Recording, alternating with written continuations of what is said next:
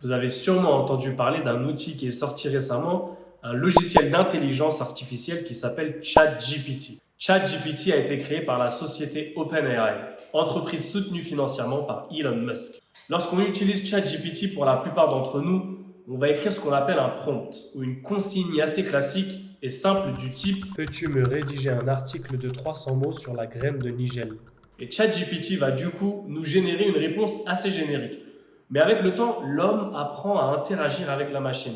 Chaque jour, on découvre des nouvelles capacités à ChatGPT, un peu comme si on débloquait des niveaux sur un jeu vidéo. Le truc, c'est qu'en vrai, on ne sait pas encore bien utiliser l'intelligence artificielle ou ChatGPT. C'est un petit peu comme si on bridait nos prompts, alors qu'en vrai, il est capable de bien mieux. Il y a un concept utilisé dans le jargon de l'intelligence artificielle qui est garbage in leads to garbage out. En gros, si tes prompts sont nazes, GPT te sortira des réponses aussi nazes. Donc si tu trouves GPT pas top, c'est peut-être beaucoup que ça vient de toi. Pour extraire de ChatGPT des réponses détaillées et personnalisées, il faut bien lui demander. Et on appelle cela en anglais le prompting. Le prompting, c'est en train de se développer à une vitesse grand V. Beaucoup se mettent à vendre des packages de prompts. Il y a même un nouveau domaine qui a le vent en poupe depuis quelques semaines et qui sera sans doute un métier dans les mois à venir, le prompt engineering, ou encore être ingénieur prompt. L'ingénieur prompt, c'est le maître du prompt, celui qui a détruit ChatGPT, qui l'a retourné dans tous les sens et qui a développé une vraie expertise de prompt.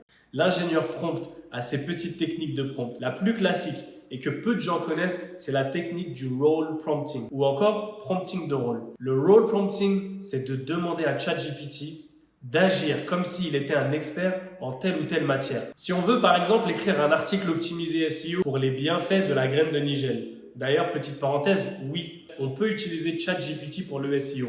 On pourra par exemple écrire J'aimerais que tu agisses en tant qu'expert SEO et que tu me rédiges un article optimisé SEO sur les bienfaits de la graine de nigel.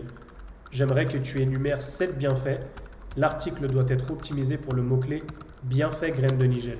On voit tout de suite que la réponse que ChatGPT va vous générer sera beaucoup moins générique que si vous lui aviez tout simplement demandé rédige-moi un article qui énumère les bienfaits de l'huile de nigel. pour manipuler un petit peu la réponse de ChatGPT un peu plus et faire en sorte qu'il soit moins générique. Vous pouvez lui demander de réécrire l'article en prenant un ton un petit peu plus vendeur. Par exemple, Peux-tu réécrire l'article en ajoutant des éléments marketing comme un paragraphe storytelling et des call to action? c'est l'une des techniques utilisées en prompting pour tirer le meilleur de ChatGPT. C'est aussi l'une des techniques utilisées pour contourner les limites de ChatGPT. Quand vous lui demandez quelque chose et qu'il vous sort, il y a encore plusieurs autres techniques d'interaction avec ChatGPT, comme le Few Shot Standard Prompts ou encore le Chain of Thought Prompting, que j'explique en détail dans le lien sous la vidéo.